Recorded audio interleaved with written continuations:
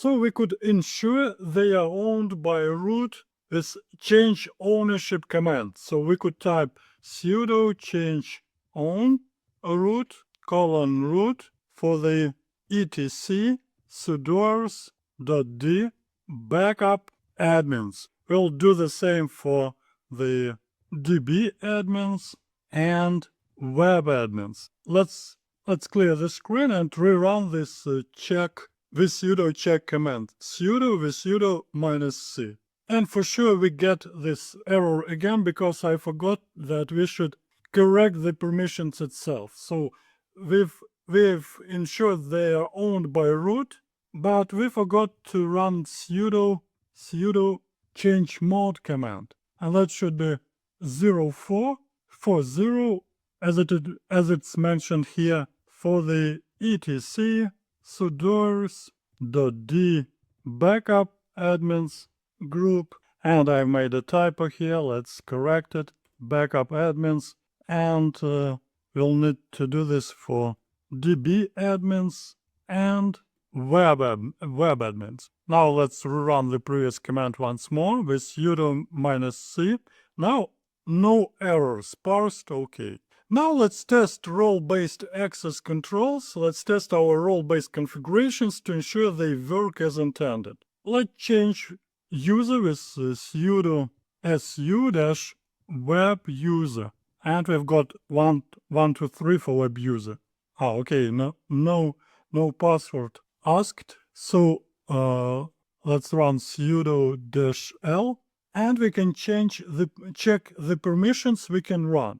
So we can check the defaults, security defaults for this user, and we can check the permissions. We can run the following commands with no password and these nginx and certbot commands. Right, let's test web admin commands. Let's run sudo systemctl status, oops, not status, but status, nginx. No nginx found. Let's try to install nginx. Sudo dnf install nginx. We'll provide the password. Sorry, web user is not allowed to execute. So that could be a security case when a web user should create a ticket and escalate it to the server administrators who will install nginx server on this nginx role on this server.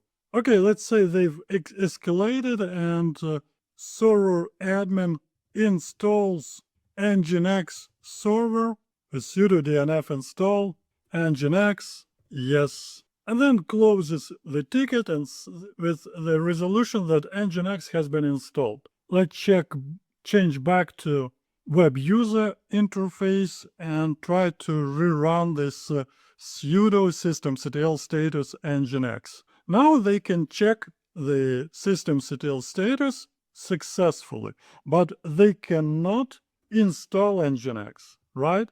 And for example, if they try to use systemctl for restarting SSH, that they cannot do this either.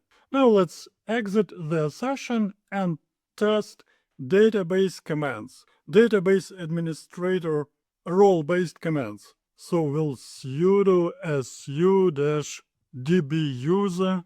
Again, let's run sudo-l command to double check our privileges. Again, we'll check sudo systemctl status MySQL. Again, we ask to install MySQL as system administrator. So system administrator runs the following command: sudo dnf install MySQL, gets an error, no package named MySQL in the default rel-based repositories, because MySQL is not included directly due to licensing, and Red Hat provides MariaDB as the default drop-in replacement. So we could use the following command: sudo dnf install mariadb-server -y, not to be asked for permissions. And then we could modify the sudo permissions. So we'll need to open, let's use history command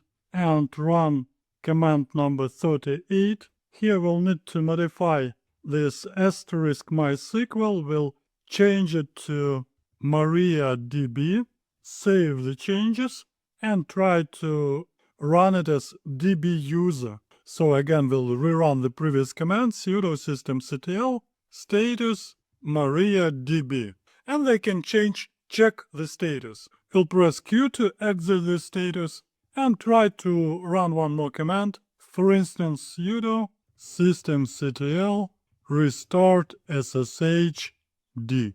We'll provide their password, and this user is not allowed to execute this command. And finally, let's exit and test backup administrator. Again, we'll sudo-su backup user. Sorry, we'll need sudo su-backup user. Clear the screen and try to run the following command: sudo rsync, check its version. And of course we get an error because I made a typo in version. So let's correct it, version, and we can run rsync. Now let's test restricted command. For instance, sudo cat etc passwd. We'll provide the password and we cannot perform this action. Okay, the role-based access rights are configured successfully and we've checked that everything is functioning as expected. Let's exit the session.